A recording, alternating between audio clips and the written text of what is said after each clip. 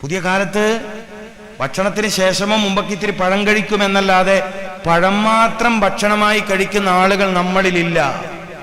മനസ്സിലായോ നിങ്ങൾക്ക്? പഴം മാത്രം ഭക്ഷണമായി കഴിക്കുന്ന ആരാ ഉള്ളേ? നിങ്ങൾ ഈ സഹസിലാരിലുണ്ടോ? അങ്ങനെ കഴിക്കണം.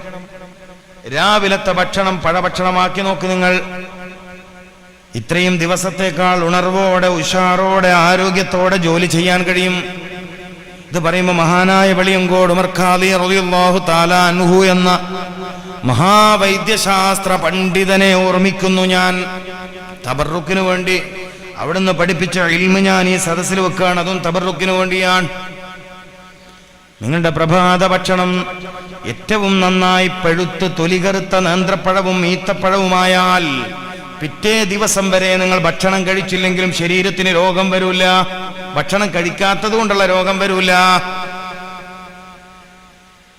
അപ്പൊ ഏറ്റവും ഉണർവുള്ള പകലുകൾ, ഏറ്റവും ഉഷാറുള്ള പകലുകൾ, ഏറ്റവും എനർജറ്റിക്കായ ശാരീരിക അവസ്ഥ ഉണ്ടാവണമെങ്കിൽ ഒരു ദിവസത്തിലെ ഏതെങ്കിലും ഒരു സമയം പഴഭക്ഷണം കഴിക്കണം.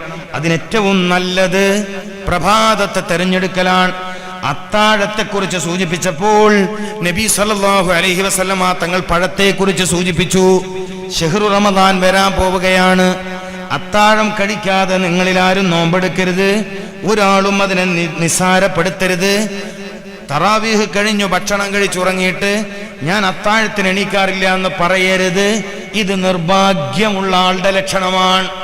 ബർക്കത്തുള്ള ഒരു ഭക്ഷണത്തെ ഉപേക്ഷിച്ചവനാണ്. നബി സല്ലല്ലാഹു അലൈഹി വസല്ലമ തങ്ങൾ പ്രോത്സാഹിപ്പിച്ച ഒരു ഭക്ഷണത്തെ വേണ്ടാന്ന് വെച്ചവനാണ്.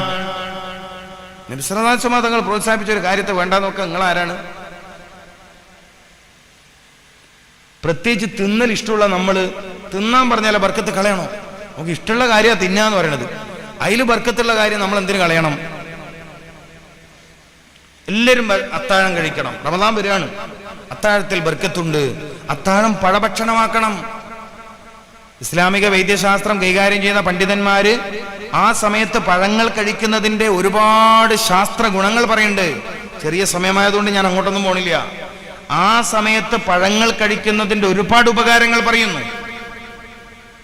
അപ്പം നമ്മുടെ ഈ മഹല്ലിൽ ഇത്രയും വലിയൊരു സദസ്സ്, ഇത്രയും നല്ലൊരു ഭംഗിയുള്ള സദസ്സ് സംഘടിപ്പിച്ച ഈ നമ്മുടെ വിദ്യാർത്ഥി സമൂഹം, ഇവിടുത്തെ പൂർവ്വ വിദ്യാർത്ഥി സംഘടനകൾ, ഈ സ്ഥാപനത്തിലെ പൂർവ്വ വിദ്യാർത്ഥികൾ, അല്ലാതെ പൂർവ്വ വിദ്യാർത്ഥി എന്നൊരു പ്രയോഗം ഭംഗിയില്ലാത്ത പ്രയോഗമാണ്. പറയണോണ്ട് ബുദ്ധിമുട്ടില്ലല്ലോ സംഘാടകർക്ക്. എപ്പോഴും വിദ്യാർത്ഥിയാണ്. നമ്മളെങ്ങനെ പൂർവ്വ വിദ്യാർത്ഥിയാവുക? സ്ഥാപനത്തിലെ പൂർവ്വ വിദ്യാർത്ഥി. ആ അർത്ഥത്തിൽ നമുക്ക് അതിനെ അംഗീകരിക്കാം. പക്ഷേ പഠിച്ച സ്ഥാപനത്തിലെ എപ്പോഴും വിദ്യാർത്ഥിയായി ജീവിക്കാൻ ആഗ്രഹിക്കുക എന്നുള്ളതാണ് അവരുടെ സംഘാടനത്തിലെ ഏറ്റവും വലിയ ഹിക്മത്ത് എന്ന് അവർ മനസ്സിലാക്കണം. ഇവിടുത്തെ സീനിയർ സ്റ്റുഡൻസ്, മുതിർന്ന വിദ്യാർത്ഥികൾ എന്നൊക്കെ പറഞ്ഞുകൊണ്ട് ഇവിടെ തന്നെ കൂടുക. വല്ലപ്പോഴും ഇതേ കലാലയത്തിൽ പഠിക്കുക. അതാ കൂടുതൽ ഭംഗി. ഒരു മനുഷ്യന്റെ ആരോഗ്യം എപ്പോഴും പുതുമയോടെ നിൽക്കണമെങ്കിൽ അയാൾ എല്ലാ ദിവസവും എന്തെങ്കിലും പുതിയ അറിവ് പഠിക്കണം എന്നാ. തിന്നൽ കൊണ്ടും കുടിക്കൽ കൊണ്ടും പഴം കഴിക്കൽ കൊണ്ടും മാത്രമൊന്നും മനുഷ്യന് ആരോഗ്യം ഉണ്ടാവില്ല. ഓരോ ദിവസവും അവന്റെ ഇൽമിൽ പുതുമയുണ്ടാവണം. അങ്ങനെയാകുമ്പോൾ ഈമാനിൽ പുതുമയുണ്ടാകും. ജദ്ദിദൂ ഈമാനക്കും വനവ്വിറൂ ഖുലൂബക്കും ബിഖൗലി ലാ ഇലാഹ ഇല്ലല്ലാഹ്. എന്താ പറഞ്ഞതിന്റെ താല്പര്യം? ലാ ഇലാഹ ഇല്ലല്ലാഹ് ചൊല്ലൽ കൊണ്ട് മാത്രമല്ല, ലാ ഇലാഹ ഇല്ലല്ലാഹ് എന്നതിന്റെ താല്പര്യത്തെ പഠിക്കുകയും ഹൃദയത്തെ പ്രകാശപൂരിതമാക്കുകയും വേണം. ഹൃദയത്തിൽ നിറഞ്ഞു നിൽക്കുന്ന പ്രകാശമാണ് ശരീരത്തിന്റെ ഖുവ്വത്ത്. ഹൃദയത്തിൽ നിറഞ്ഞു നിൽക്കുന്ന പ്രകാശമാണ് ശരീരത്തിന്റെ ഖുവ്വത്ത്. ആ ഖുവ്വത്തിനെയാണ് നമ്മൾ സിഹത്ത് എന്ന് വിളിക്കുന്നത്. ആ ശക്തിയെയാണ് നമ്മൾ ആരോഗ്യം എന്ന് വിളിക്കുന്നത്.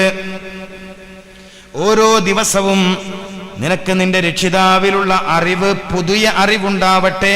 നിന്റെ ശരീരത്തിൽ പുതുമയുണ്ടാകും. നിന്റെ ശരീരവും ഓരോ ദിവസവും പുതിയതാണ്. ഓരോ സെക്കൻഡിലും നിന്റെ ശരീരം പുതുമ തേടുന്നുണ്ട്. നിന്റെ ശരീരത്തിൽ നിരന്തരം മരണം നടക്കുന്നുണ്ട്. നിന്റെ ശരീരത്തിൽ നിരന്തരം മൃത്യു നടക്കുന്നു. അങ്ങനെ മരിച്ചടിഞ്ഞു കൂടുന്ന കോശവ്യൂഹങ്ങളെ വിളിക്കുന്ന പേരാണ് മൃതകോശങ്ങൾ, എയ്റോബിക് വേസ്റ്റ്. നിന്റെ ശരീരത്തിൽ നിരന്തരം കോശങ്ങൾ മരിക്കുന്നു. പുതിയ കോശങ്ങൾ ഉണ്ടാകുന്നു. ഈ പുതിയ കോശങ്ങൾക്ക് ഉണർവുണ്ടാകണമെങ്കിൽ ബിഖൗലി ലാ ഇലാഹ ഇല്ലല്ലാഹ് കലിമത്തുൻ തയ്യിബ, നല്ല വാക്കുകൾ കേൾക്കുന്നത് ശരീരത്തിന് എനർജിയാണ് എന്ന് വെച്ചാൽ നല്ല വാക്കുകൾ കേൾപ്പിക്കണം. ജനിച്ച ഉടനെ കുഞ്ഞുങ്ങൾക്ക് എന്തിനാ ബാങ്ക് കേൾപ്പിക്കുന്നത്? എനർജി ഉണ്ടാവാൻ, ശരീരത്തെ ബാലൻസ് ചെയ്ത് ഈ ഭൂമിയിൽ ജീവിക്കാൻ. മനുഷ്യന്റെ ശരീരത്തിന്റെ ബാലൻസ് തീരുമാനിക്കുന്നതിൽ ഏറ്റവും പ്രധാനപ്പെട്ട അവയവം ചെവികളാണ്. ഹബീബായ റസൂലുള്ളാഹി സല്ലല്ലാഹു അലൈഹി വസല്ലമ തങ്ങൾ ജനിച്ച ഉടനെ വലത് ചെവിയിൽ ബാങ്ക് കേൾക്കാൻ, ഇടത് ചെവിയിൽ ഇഖാമത്ത് കേൾക്കാൻ പഠിപ്പിച്ചെന്തിനാ? നല്ല വാക്കുകൾ കേൾക്കുന്നത് ശരീരത്തെ ബാലൻസ് ചെയ്ത് നിർത്താൻ സഹായിക്കും. അപ്പൊ പള്ളിയിൽ ബാങ്ക് കൊടുക്കുമ്പോൾ നന്നായി കേൾക്കുക. പ്രഷറിന്റെ രോഗത്തിനൊക്കെ ചെറിയ കുറവുണ്ടാവും, രക്തസമ്മർദ്ദ രോഗങ്ങൾക്ക് കുറവുണ്ടാകും, അപസ്മാര രോഗത്തിന് കുറവുണ്ടാകും. എന്താ ചെയ്യാൻ പറഞ്ഞത്? ബാങ്ക് കൊടുക്കുമ്പോ അങ്ങോട്ട് ശ്രദ്ധിക്കാന്ന്. ബാങ്ക് കൊടുക്കുമ്പോ ശ്രദ്ധിക്കാം. ബാങ്ക് കൊടുക്കുമ്പോ അനങ്ങാതിരിക്കണം. എന്തിനാ മതം പഠിപ്പിച്ചത്? മനസ്സിലാക്കണം. ബാങ്ക് കൊടുക്കണ നേരത്ത്, ബാങ്ക് വിളിക്കണ നേരത്ത് എന്തിനാണ് ശ്രദ്ധിച്ച് കേൾക്കണമെന്ന് പറഞ്ഞത്? ജനിച്ച ഉടനെ എന്തിനാണ് ബാങ്ക് കേൾപ്പിക്കണമെന്ന് പറഞ്ഞത്? വളരെ ഗൗരവമുള്ള വിഷയമാണ്. രക്തസമ്മർദ്ദം കൊണ്ട് മരണങ്ങൾ വർദ്ധിക്കുന്ന കാലഘട്ടത്തിൽ ഏറ്റവും കൂടുതൽ ആളുകൾ ഓരോ വർഷവും ഇവിടെ മരിക്കുന്നത് ക്യാൻസർ കൊണ്ടോ എയ്ഡ്സ് കൊണ്ടോ ഒന്നുമല്ല, രക്തസമ്മർദ്ദ രോഗം കൊണ്ടാണ്. ബി പിയുടെ കംപ്ലൈന്റ് കൊണ്ടാണ്. കുഴഞ്ഞു വീണ മരണം വർദ്ധിക്കുന്ന കാലഘട്ടത്തിൽ ചെറുപ്പക്കാര് മസ്ജിദുകളിൽ നിന്ന് കേൾക്കുന്ന ബാങ്കുകൾ ശ്രദ്ധിച്ചു കേൾക്കട്ടെ. അപസ്മാര രോഗമുള്ളവർ ബാങ്ക് ശ്രദ്ധിച്ച് കേൾക്കട്ടെ. അസ്വാഭാവിക പെരുമാറ്റങ്ങളുള്ള കുഞ്ഞുങ്ങൾക്ക് കൂടുതലായി നിങ്ങൾ ബാങ്ക് കേൾപ്പിക്കുക. വികൃതി കൂടുതലുള്ള കുട്ടികൾക്ക് കൂടുതലായി ബാങ്ക് കേൾപ്പിക്കുക. അപ്പൊ നല്ല വാക്കുകൾ, നിന്റെ ശരീരത്തിന്റെ താല്പര്യം നല്ല വാക്കുകൾ കേൾക്കലാണ്.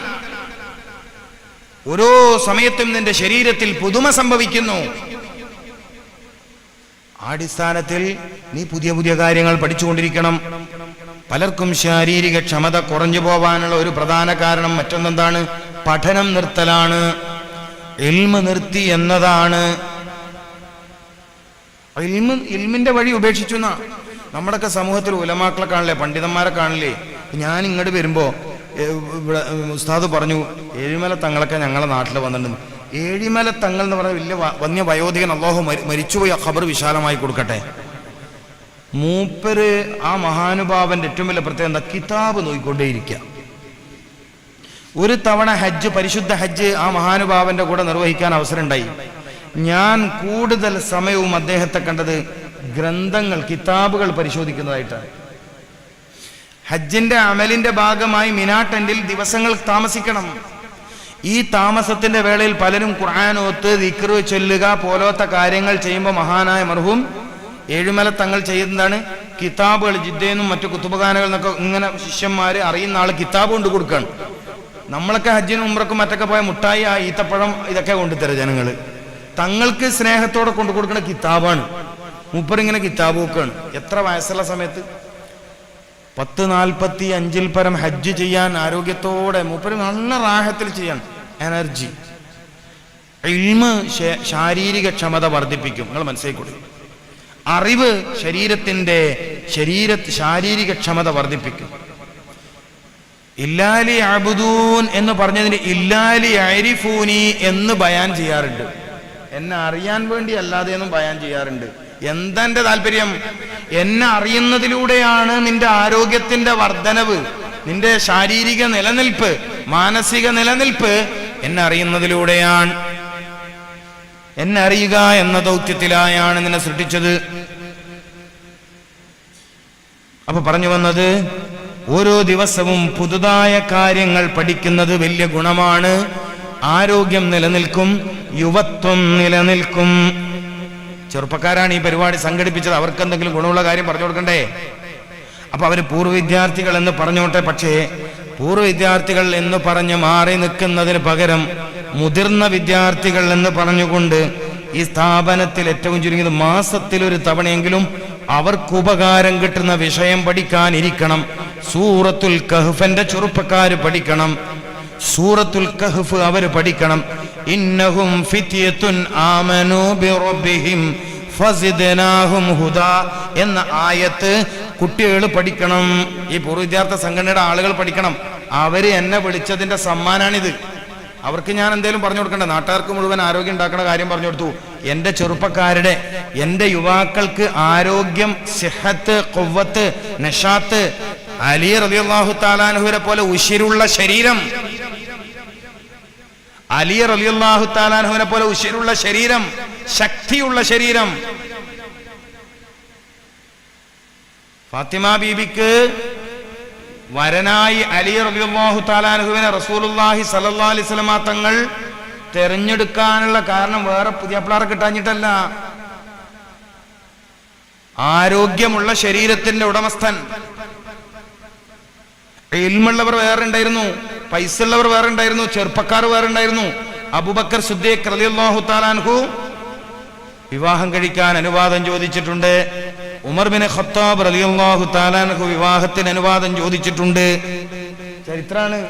അലി റളിയല്ലാഹു തആല അൻഹുവിനെ പരിഗണിച്ചത് ശാരീരിക ക്ഷമതയാണ്. അതുകൊണ്ട് എന്റെ പൂർവ്വ വിദ്യാർത്ഥികളെ, ഈ ചെറുപ്പക്കാരോട് അവരുടെ ആരോഗ്യത്തിന്റെ വർധനവിന് കാലങ്ങളെ അതിജയിക്കുന്ന മഹാരഹസ്യങ്ങൾ പഠിപ്പിച്ച സൂറത്തുൽ കഹ്ഫ് കാലാവസ്ഥകളുടെ വ്യതിയാനങ്ങളെ അതിജയിച്ച് മുന്നോട്ട് പോവാനുള്ള രഹസ്യങ്ങൾ പറഞ്ഞ അധ്യായമാണ് വിശുദ്ധ ഖുർആനിലെ സൂറത്തുൽ കഹ്ഫ്. ഇന്നഹും ഫിത്യത്തുൻ ആമനൂ ബിറബ്ബിഹിം ഫസിദ്നാഹും ഹുദാ. ചെറുപ്പക്കാർ, യുവാക്കൾ അവർ സൂറത്തുൽ കഹ്ഫ് പഠിക്കണം. സ്ത്രീകൾ സൂറത്തുൻ നൂർ പഠിക്കണം. വാർദ്ധക്യത്തിലേക്ക് എത്തിയ ആളുകൾ സൂറത്തുൻ നസ്ർ പഠിക്കണം. 60 വയസ്സ് കഴിഞ്ഞ ആൾ സൂറത്തുൻ നസ്ർ പഠിക്കണം. ചെറുപ്പക്കാർ സൂറത്തുൽ കഹ്ഫ് പഠിക്കണം. പെണ്ണുങ്ങൾ സൂറത്തുൻ നൂർ പഠിക്കണം. അതിന്റെ ഗുണമുണ്ടാവും ജീവിതത്തിൽ. അപ്പം നമ്മുടെ ഈ പരിപാടിയുടെ സംഘാടകർ യുവാക്കളാണ്. അവർക്ക് വേണ്ടി ഒരല്പം സമയം സംസാരിക്കുക എന്നുള്ളത് എൻ്റെ ഒരു ബാധ്യതയാണ്. അതുകൊണ്ടാണ് ഞാൻ ഈ കാര്യം പറഞ്ഞത്. ഇൽമ് പഠിക്കുക എന്നുള്ളത് ശാരീരിക ക്ഷമത അതുകൊണ്ടല്ലേ നിങ്ങൾ ചെറുപ്പക്കാർ ഇവിടെ ശ്രദ്ധിക്കും. അലി റളിയല്ലാഹു തആല അൻഹു ഖൈബർ കോട്ടയുടെ വാതിൽ പറിച്ചെടുത്തു. ഇത് ചരിത്രമാണ്. ഖൈബർ കോട്ടയുടെ വാതിൽ പറിച്ചെടുത്തു. സാധാരണ നിലയിൽ 70 പുരുഷന്മാർ, മല്ലന്മാരായ 70 പുരുഷന്മാർ ചേർന്നാലും പറിച്ചെടുക്കാൻ കഴിയാത്ത, പൊക്കാൻ കഴിയാത്ത ഖൈബറിന്റെ കോട്ടവാതിൽ ഇമാം അലി റളിയല്ലാഹു തആല അൻഹു എങ്ങനെയാ പൊക്കിയത്? ഇൽമിന്റെ കാര്യത്തിൽ നബി സല്ലല്ലാഹു അലൈഹി വസല്ലമ തങ്ങൾ തന്റെ ശിഷ്യന്മാരുടെ പേരുകളുടെ കൂട്ടത്തിൽ അവിടുത്തെ ഇൽമോട് ചേർത്തി പറഞ്ഞ പേര് വഅലിയും ബാബുഹാ, അന മദീനത്തുൽ ഇൽമി, ഞാൻ ഇൽമിന്റെ മഹാപട്ടണമാണ്. എന്റെ അലിയോ വഅലിയും ബാബുഹാ.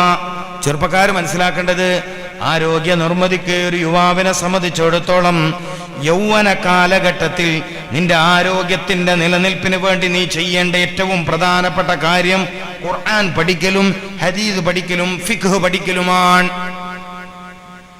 ആരോഗ്യം ഉണ്ടാവും.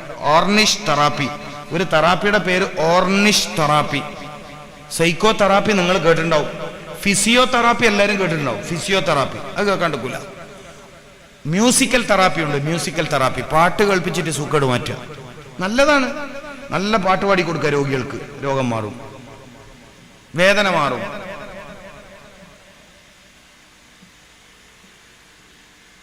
സുഗന്ധം ആസ്വദിച്ച് രോഗം മാറും. പല കാരണങ്ങളുണ്ട്. ഇതിലൊരു വേറെ വഴിയാണ് ഓർണിഷ് തെറാപ്പി. നല്ല പുസ്തകങ്ങൾ വായിച്ചുകൊണ്ട് രോഗങ്ങൾ മാറ്റാം. തീരെ ചെലവില്ലാത്ത കാര്യമല്ല ഇത്. നല്ല പുസ്തകങ്ങൾ വായിച്ച്, ഈ നല്ല പുസ്തകങ്ങളിലെ നല്ല ആശയങ്ങളിൽ ഇവന്റെ ഹൃദയം ചിന്തിച്ച്, ആ ചിന്തിക്കുന്ന സമയത്ത് ഇവനിൽ ഉണ്ടാകുന്ന പോസിറ്റീവ് എനർജികൾ ശരീരത്തിലെ രോഗാണുക്കളെ ഇല്ലായ്മ ചെയ്യും. അങ്ങനെ ഇവൻ ആരോഗ്യത്തിലേക്ക് തിരിച്ചു വരാൻ കഴിയും.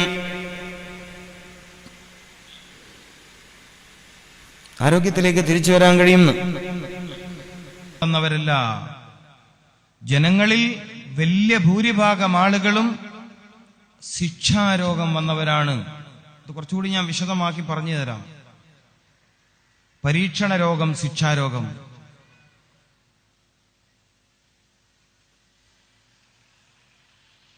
പുതിയ കാലത്തെ പല രോഗങ്ങളും പരീക്ഷണ രോഗമല്ലെന്നാണ് ബോധ്യമായിട്ടുള്ളത്. പുതിയ കാലത്തെ പല രോഗങ്ങളും പരീക്ഷണ രോഗമേ അല്ല, ശിക്ഷാരോഗമാണ്.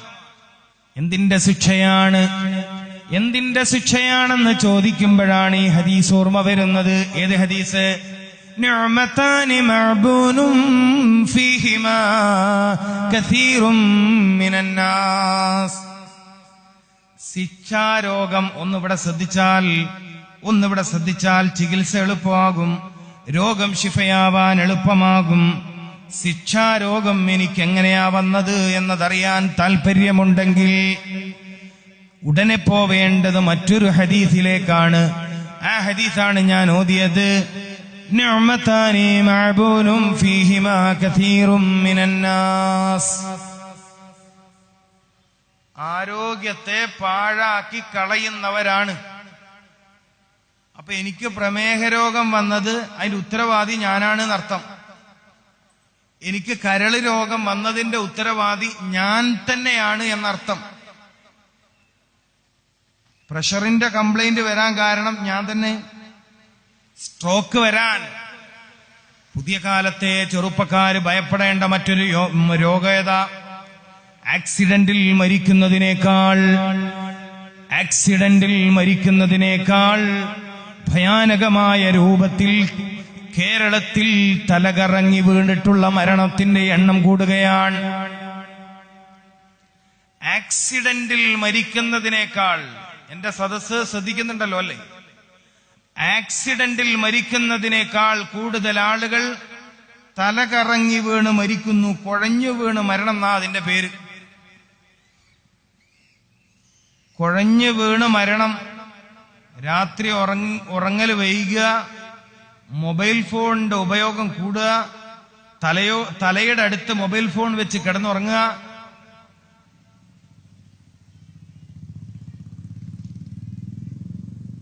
ശ്രദ്ധിക്കുന്നുണ്ടല്ലോ അല്ലേ? ഇത്തരം കാരണങ്ങൾ. തലയുടെ ഭാഗത്താ മൊബൈൽ ഫോൺ വെക്കുന്നേ. ചില ആളുകൾക്ക് രാവിലെ എഴുന്നേൽക്കാനുള്ള അലാറമാണത്.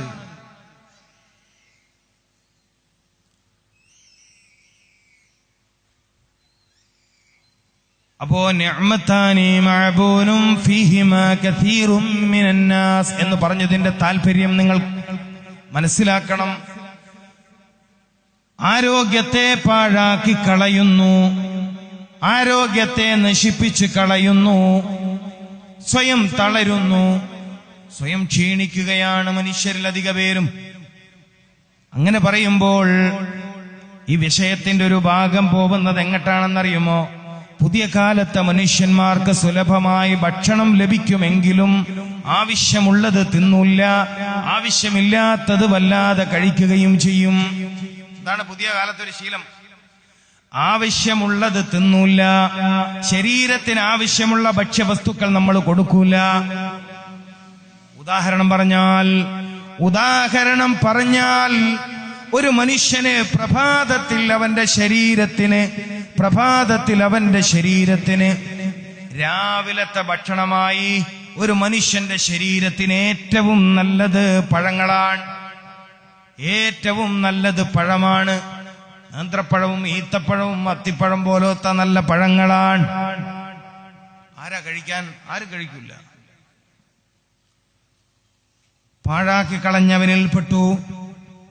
എല്ലാ പ്രഭാതങ്ങളിലും പഴം കഴിക്കാത്തവർ, എല്ലാ പ്രഭാതങ്ങളിലും ലഭ്യമാകുമെങ്കിൽ പഴം കഴിക്കാത്തവർ ആരോഗ്യത്തെ പാഴാക്കി കളഞ്ഞവരാണ്. മഅബൂനും ഫീഹിമാ കസീറും മിനന്നാസ്. ഗർഭിണിയായ സമയത്തൊരു പെൺകുട്ടി ഈത്തപ്പഴവും ഏത്തപ്പഴവും അതുപോലെ പപ്പായയും പഴുത്തത് ഒക്കെ കഴിച്ചില്ലെങ്കിൽ അവൾ അവളുടെ ആരോഗ്യത്തെ പാഴാക്കി കളഞ്ഞവളാണ്. ഉദാഹരണം പറഞ്ഞതാണ്. നിങ്ങൾ നിങ്ങളുടെ ആരോഗ്യത്തെ പാഴാക്കി കളയുന്നു എന്നത് ബോധ്യപ്പെടുത്താൻ ഉദാഹരണം പറഞ്ഞതാ.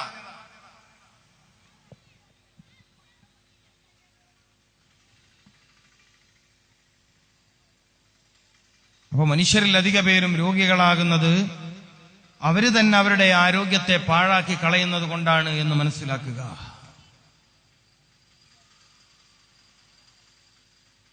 ആവശ്യമുള്ളത് തിന്നൂല്ല. ഞാൻ പറഞ്ഞു വന്ന കാര്യം അതാണ്. ആവശ്യമുള്ളത് തിന്നൂല്ല, അനാവശ്യമായത് കഴിക്കും. ഈ കാലത്തൊരു പ്രശ്നം അതാ. വെള്ളം കുടിക്കൂല. പലരും വെള്ളം കുടിക്കുന്നതിന്റെ അളവ് വളരെ കുറവാ. പുതിയ കാലത്തൊരു പ്രശ്നം എന്താ? കേരളത്തിന്റെ ഇപ്പോഴത്തെ പ്രശ്നം എന്താ? ചൂട് കൂടുതലാണ്. ചൂട് കാലത്ത് നിങ്ങൾ നിങ്ങളുടെ ശരീരത്തെ പ്രതിരോധിക്കേണ്ടതില്ലേ? മൂത്രാശയ സംബന്ധമായ രോഗങ്ങൾ വരാതിരിക്കാൻ, ഉഷ്ണസംബന്ധമായ രോഗങ്ങൾ വരാതിരിക്കാൻ, സൂര്യാഘാതം പോലത്തെ പ്രശ്നങ്ങൾ ശരീരത്തിൽ ഏൽക്കാതിരിക്കാൻ,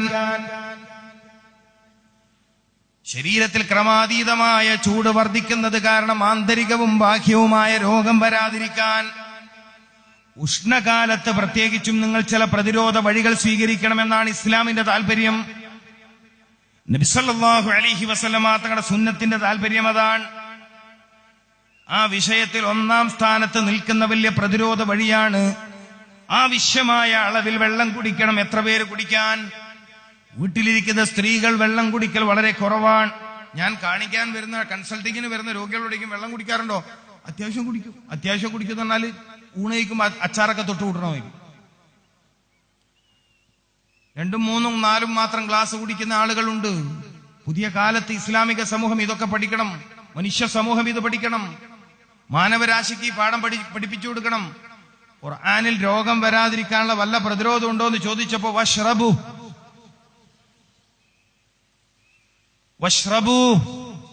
രോഗം വരാതിരിക്കാൻ വല്ല പ്രതിരോധ മാർഗവും ഉണ്ടോ?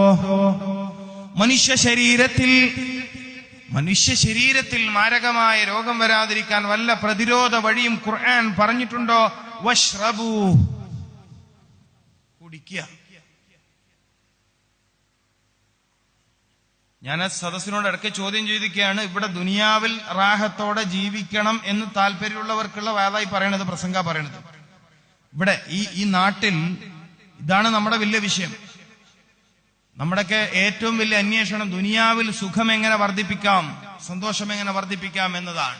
അതിനെക്കുറിച്ചാണ് ഞാനും പറയുന്നത്. എനിക്കും ദുനിയാവിനോടാ കുറച്ച് താല്പര്യം കൂടുതൽ.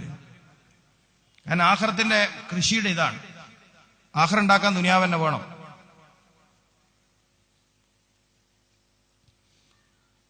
ഈ കഠിനമായി പൊള്ളുന്ന ചൂട് കാലത്ത് ശരീരത്തിൽ ചൂടില്ലാതെ ജീവിക്കാൻ കഴിയുന്ന ഒരു സംവിധാനം പരിശുദ്ധ ഇസ്ലാം പഠിപ്പിച്ചിട്ടുണ്ട് എന്ന് പറയുമ്പോൾ ഈ മതം എത്ര വലിയൊരു മതമാണ്. നിസ്കാരത്തിന്റെ ഷർത്തും ഫർളും മാത്രം നമ്മൾ എപ്പോഴും പറഞ്ഞുകൊണ്ടേ ഇരുന്നത് കൊണ്ടാണ് ഇത്തരം കാര്യങ്ങൾ സമൂഹത്തിനിടയിൽ ചർച്ചയാവാതിരുന്നത്. വയലിൽ നല്ല വയലും മരണം തന്നെയാ, മരണത്തെക്കുറിച്ച് പറയൽ തന്നെ. പക്ഷെ എപ്പോഴും മരണം മാത്രം പറഞ്ഞാൽ നേരത്തെ മരിക്കേണ്ടി വരില്ലേ? ദുനിയാവ് പറയണ്ടേ? ദുനിയാവ് പറയണ്ടേ? ദുനിയാവിന് എപ്പോഴാ പറയാം? മരിച്ചതിന് ശേഷം.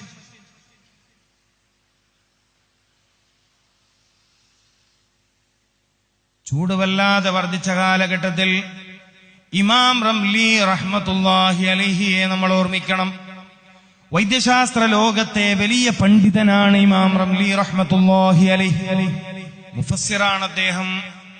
ഖുർആനിന് തഫ്സീർ എഴുതിയ പണ്ഡിതനാണ് അദ്ദേഹം. റംലി റഹ്മത്തുള്ളാഹി അലൈഹിയോട് രോഗം വരാതിരിക്കാനുള്ള പ്രതിരോധ വഴി ഖുർആനിൽ പറഞ്ഞിട്ടുണ്ടോ എന്ന് ചോദിച്ചപ്പോ അദ്ദേഹം പറഞ്ഞ മറുപടിയിലെ ഒരു പ്രയോഗം, അദ്ദേഹം പറഞ്ഞ മഹാനുഭാവൻ പറഞ്ഞ മറുപടിയിലെ ഒരു പദപ്രയോഗം മാത്രം ഞാൻ ഇവിടെ എടുക്കുകയാണ്. വശ്റബൂ, വശ്റബൂ, നീ വെള്ളം കുടിക്കുക. പുതിയ കാലത്ത് മനുഷ്യരിൽ പലരും തളർന്നു പോയത് മതിയായ അളവിൽ വെള്ളം കുടിക്കാത്തത് കൊണ്ടാണ്. ഹൃദയത്തിന് ശക്തി ലഭിക്കണമെങ്കിൽ വെള്ളം കുടിക്കണം. ഹൃദയത്തിന് ശക്തി ലഭിക്കണമെങ്കിൽ വെള്ളം കുടിക്കണം. ഹൃദയം ശക്തിയുള്ളതായാൽ, ഹൃദയം ശരിയായ രൂപത്തിൽ പ്രവർത്തിക്കുന്നതായാൽ നീ സമ്പൂർണ്ണ ആരോഗ്യമുള്ളവനായി തീരുമെന്നാണ് നബി സല്ലല്ലാഹു അലൈഹി വസല്ലമ തങ്ങളുടെ അധ്യാപനത്തിലുള്ളത്. നിന്റെ ഹൃദയം നന്നായാൽ ശരീരം മുഴുവനും നന്നായി തീരും. ഹൃദയം നന്നാവാൻ വലിയൊരു വഴിയേതാ? ഒരുപാട് വഴിയുണ്ട്. 10ൽ കൂടുതൽ വഴികൾ മഹാന്മാരായ പണ്ഡിതന്മാര് പഠിപ്പിച്ചിട്ടുണ്ട് ഹൃദയം നന്നാവാൻ. എന്നാ അതിലൊരു വഴിയേതാ? വെള്ളം കുടിക്കലാണ്. വെള്ളം മതിയായ അളവിൽ കുടിക്കലാണ്. എന്റെ പ്രിയപ്പെട്ട സഹോദരി സഹോദരന്മാരെ, നമ്മളിൽ പലരും ആവശ്യത്തിനുള്ള അളവിൽ വെള്ളം കുടിക്കാത്തവരാണ്. വശ്റബൂ, വെള്ളം കുടിക്കുക. പ്രത്യേകിച്ചും ചൂട് കാലത്ത്. ഇസ്ലാമിക ശാസ്ത്രപ്രകാരം ഒരു മനുഷ്യന് ഭക്ഷണം കഴിക്കണമെങ്കിൽ അയാൾക്ക് വിശക്കണം, ആഹാരം കഴിക്കണമെങ്കിൽ അയാൾക്ക് വിശക്കണം. എന്നാ വെള്ളം കുടിക്കണമെങ്കിലോ ദാഹിക്കേണ്ടതില്ല, വെള്ളം കുടിക്കണം. ദാഹിക്കേണ്ടതില്ല, അയാൾ വെള്ളം കുടിക്കണം. നമ്മളിൽ പലർക്കും ഹൃദയം തളർന്നു പോയത്, തലച്ചോറ് തളർന്നു പോയത്, എല്ല് രോഗം വർദ്ധിപ്പിച്ചത്.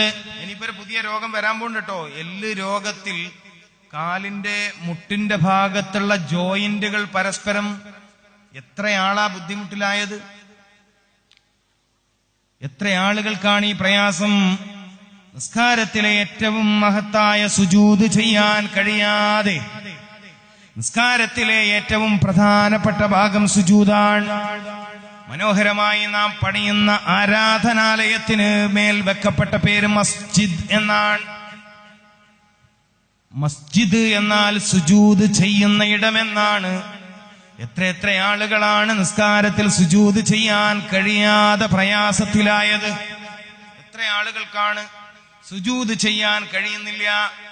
ദേ, മുട്ടുമടക്കാൻ അവർക്ക് പറ്റൂല എന്നാ പറയണത്.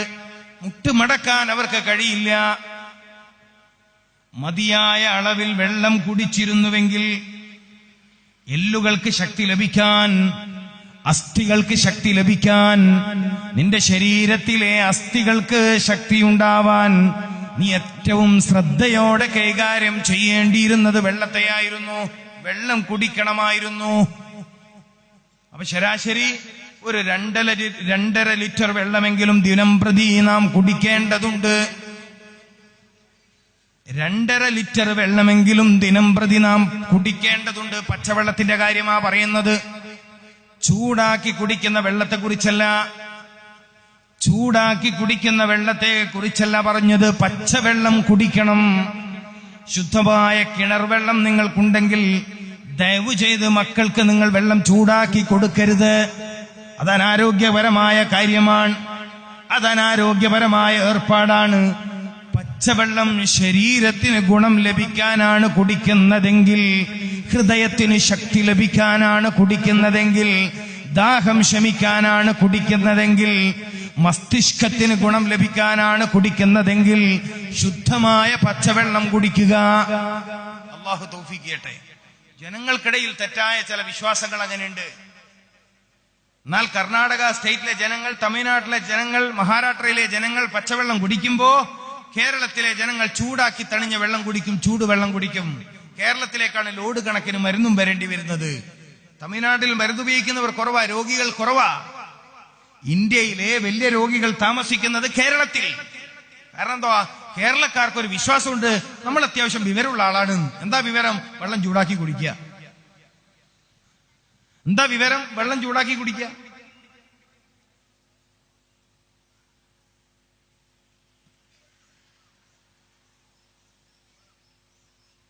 സാധാരണ എപ്പോഴും സ്വർഗത്തിലെ പാനീയത്തെ കുറിച്ചാണ് വയല് പറയാറുള്ളത്.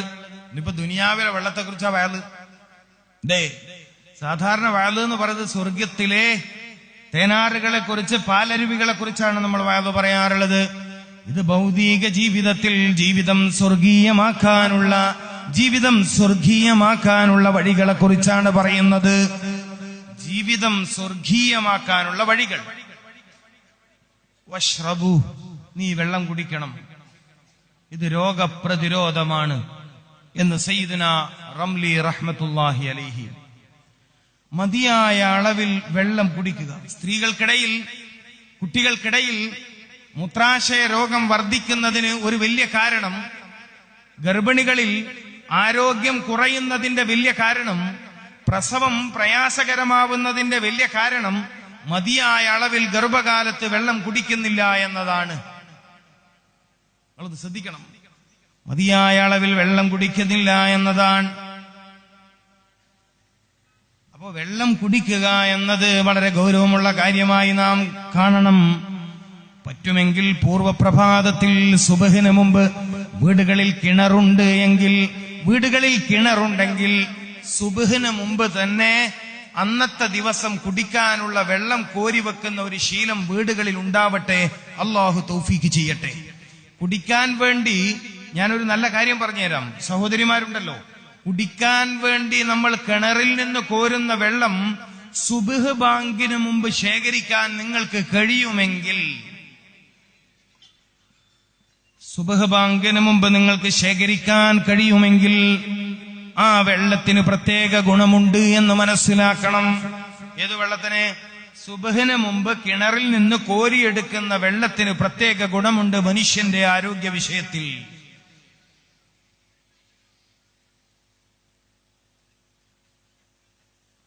പറ്റുമെങ്കിൽ നിങ്ങൾ അത് ചെയ്യണം. ശുദ്ധമായ പച്ചവെള്ളത്തിൽ സുബ്ഹിന് മുമ്പ് കുളിക്കണതും വലിയ ആരോഗ്യം ഉണ്ടാക്കുന്ന കാര്യമാണ്. ശുദ്ധമായ പച്ചവെള്ളത്തിൽ സുബ്ഹിന് മുമ്പ് കുളിക്കാൻ നിങ്ങൾക്ക് കഴിയുമെങ്കിൽ അത് വലിയ ആരോഗ്യമുണ്ടാക്കി തരും നിങ്ങൾക്ക്.